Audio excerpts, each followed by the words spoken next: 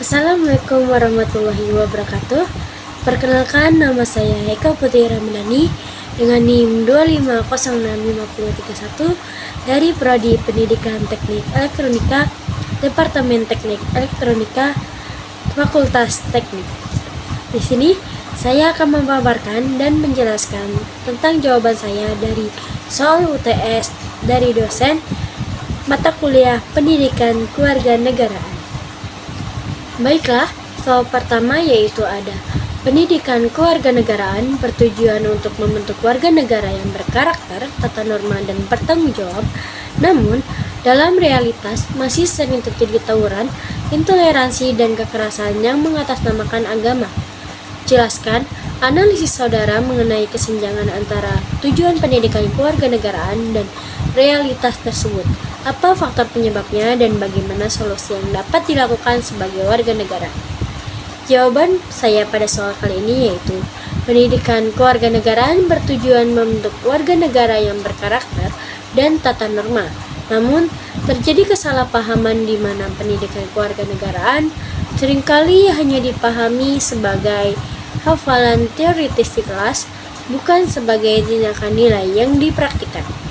Faktor penyebabnya bisa beragam, yaitu seperti pengaruh lingkungan sosial dan media sosial yang sering mempertontonkan polarisasi dan kekerasan, kurangnya figur publik yang mencerminkan nilai-nilai kewarganegaraan secara konsisten, pembelajaran yang terlalu fokus pada nilai akademik daripada pembentukan perilaku, dan solusi untuk masalah seperti ini yaitu melakukan filtrasi informasi untuk mencegah intoleransi dan aktif dalam kegiatan kolaborasi lintas identitas, seperti penggunaan media sosial secara bijak dengan tidak ikut menyebarkan ujaran kebencian saat terjadinya konflik isu agama di internet. Soal nomor 2 yaitu dalam kehidupan demokrasi sering terjadi perbedaan pandangan antara masyarakat dan elit politik terkait kebijakan publik yang dapat memicu konflik sosial dan melemahkan persatuan. Bagaimana analisis saudara mengenai fenomena tersebut? Jelaskan bagaimana seharusnya sikap warga negara dalam menunjukkan nasionalisme dan patriotisme di tengah perbedaan tersebut, serta berikan contohnya. Jawaban saya pada soal kali ini yaitu sering terjadi hambatan komunikasi antara elit politik dengan kebutuhan nyata pada masyarakat umum. Hal ini memicu rasa ketidakadilan yang berpotensi melemahkan persatuan nasional.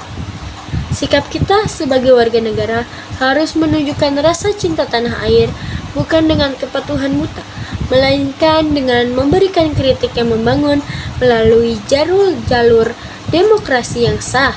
Contohnya, seperti masyarakat melakukan judicial review ke Mahkamah Konstitusi terhadap undang-undang yang dianggap kontroversial. Ini adalah bentuk patriotisme karena berupa menjaga kualitas hukum dan demokrasi di negara kita ini. Soal yang ketiga, yaitu kesadaran hukum merupakan salah satu indikator penting dalam kehidupan kewarganegaraan. Namun, pelanggaran hukum masih sering terjadi di berbagai lapisan masyarakat. Analisislah hubungan antara rendahnya kesadaran hukum dengan kondisi sosial masyarakat saat ini. Apa peran warga negara dalam meningkatkan kepatuhan terhadap hukum? Sertakan contoh konkretnya. Jawaban saya yaitu kondisi sosial masyarakat saat ini cenderung abai terhadap hukum ketika melihat penegakan hukum yang tajam ke bawah namun tumpul ke atas. Hal ini menciptakan budaya permisif terhadap pelanggaran kecil dengan ketimpangan ekonomi masyarakat, terkadang memaksa individu mengabaikan hukum demi kelangsungan hidupnya. Peran warga negara dalam meningkatkan kepatuhan hukum yaitu dengan memulai dari diri sendiri untuk taat pada regulasi terkecil tanpa harus diawasi petugas. Contohnya seperti tertib berlalu lintas bukan karena takut ditilang, melainkan karena sadar akan hak dan keselamatan orang lain di jalan raya. Soal nomor 4 yaitu korupsi masih menjadi permasalahan serius dalam penyelenggaraan negara dan bertentangan dengan nilai-nilai kewarganegaraan seperti integritas dan tanggung jawab. Bagaimana analisis saudara mengenai peran warga negara dalam mencegah dan melawan korupsi? Jelaskan dengan contoh nyata dalam kehidupan sehari-hari maupun dalam konteks bernegara. Jawaban saya yaitu peran warga negara adalah sebagai pengawas. Pertama, dalam sistem kenegaraan. Perlawanan terhadap korupsi harus dimulai dengan memutuskan rantai perilaku koruptif di level terkecil. Contohnya, menolak memberikan uang pelicin atau tip ilegal dalam pengurusan administrasi publik, seperti pembuatan SIM ataupun KTP, dan mendukung transparansi dengan melaporkan dugaan penyalahgunaan dana desa atau bansos melalui platform pengaduan resmi pemerintah. Soal nomor 5 yaitu hak asasi manusia dijamin dalam kehidupan bernegara, namun dalam praktiknya sering terjadi konflik antara kepentingan individu dan kepentingan umum. Analisislah bagaimana hubungan antara perlindungan HAM dan upaya menjaga keutuhan NKRI, bagaimana seharusnya warga negara bersikap dalam menghadapi konflik tersebut. Jawabannya yaitu, perlindungan HAM adalah mandat konstitusi, namun pelaksanaannya tidak boleh bersifat absolut hingga mengancam kedaulatan atau hak orang lain. NKRI yang utuh hanya bisa dicapai jika setiap individu merasa hak-hak dasarnya terlindungi oleh negara.